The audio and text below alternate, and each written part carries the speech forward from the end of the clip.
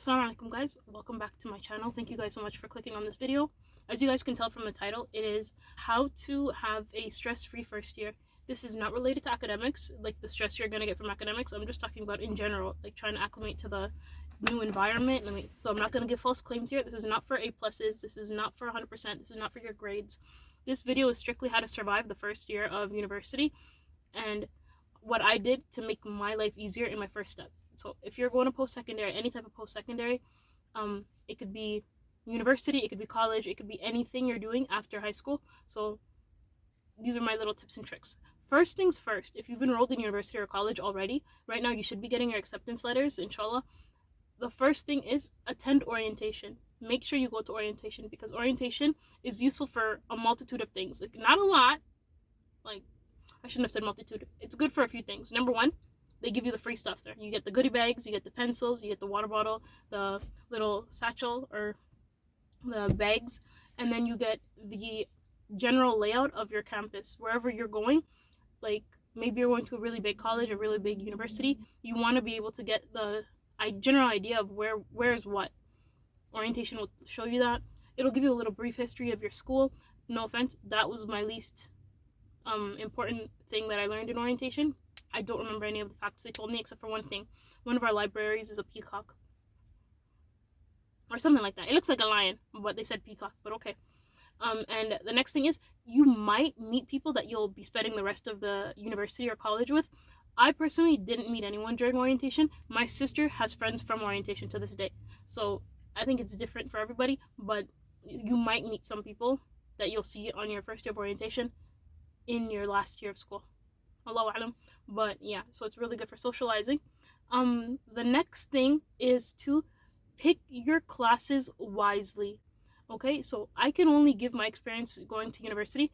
At my university, we had certain classes that are geared for first years. They had this thing called first year seminars also at U of T, and they were smaller classes, and it was a lot more one-on-one with your professor, which I suggest for anyone who's trying to get used to that huge university student life. There was a first year university seminar that I was in, and my other class was Sociology 101, and that had 1,500 students. 1,500 kids in a dome together. You no longer feel like a student. You feel like an actual number, and not even a number, like you feel like nothing, because the professor will never remember you unless you constantly go to him. And that does something to your spirit as a student. Like, you no longer feel like a student. The teacher is not talking to you, he's talking at you.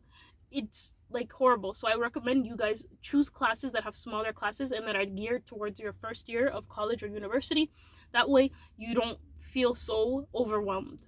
Okay, look for those classes. Try to put those in your list and enroll in them as soon as possible, because there's a lot of first years in every college and university. People usually drop out after the first year, so a lot of people are going to be trying to get the same classes you are.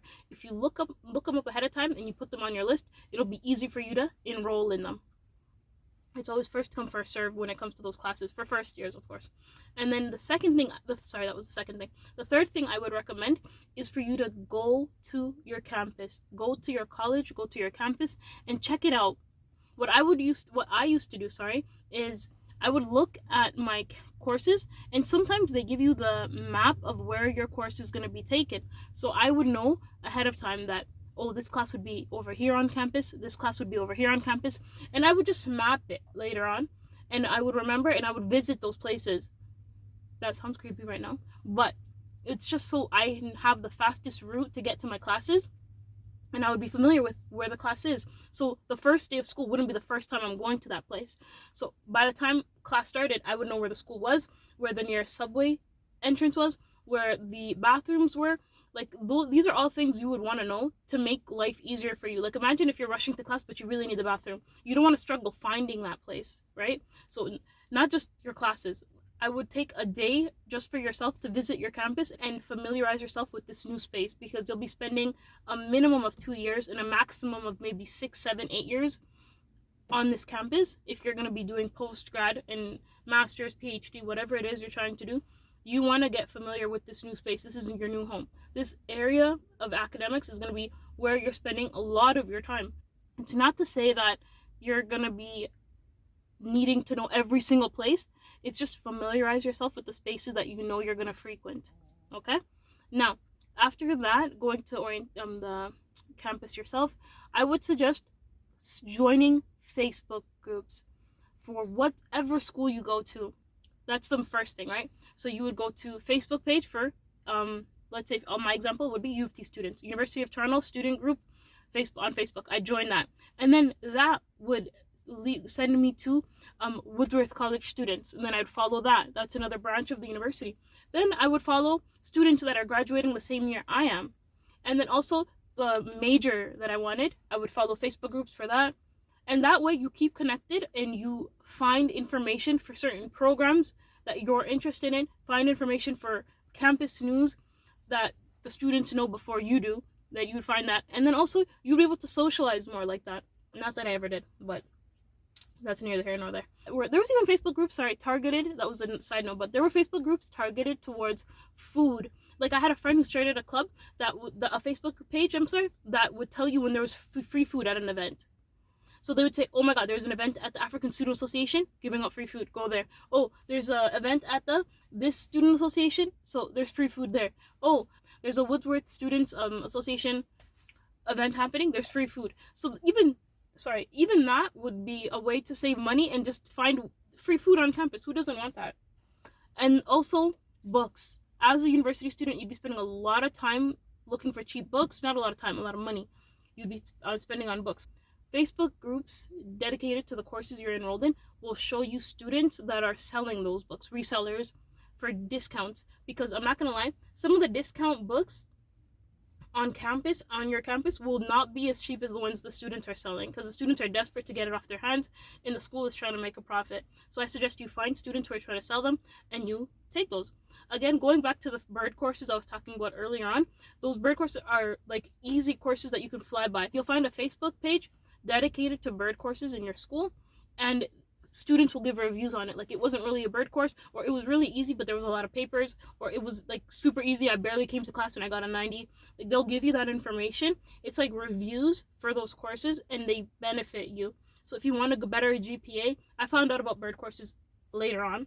I knew about first year seminars. I did not know about bird courses. Had I known about bird courses sooner, I would have enrolled in a lot more sooner. But when I found them, alhamdulillah, I enrolled in as many as I could, and I did really well in those courses, alhamdulillah. So it's orientation, listing your classes, visiting campus, going on the Facebook pages, and cheap books, looking for cheap books on Facebook. So those are my 4 tidbits on how to have a better first year in post-secondary. Inshallah, you guys take that with a grain of salt. I don't know, experience it yourselves. I suggest that you take your time. That would be my last tip, actually. My last tip would be to enjoy the experience. Like, don't try to overwhelm yourself with wanting to know everything at once, because that's not how life works. That's definitely not how school works, and you're there to learn. So take your time and enjoy learning from your mistakes, enjoy making mistakes, and know that right now you're in a space where you're allowed to mess up. You're in university, you're in college, you're in whatever thing you're enrolled in. It's your safe space right now. Take your time, take your baby steps, and please enjoy it.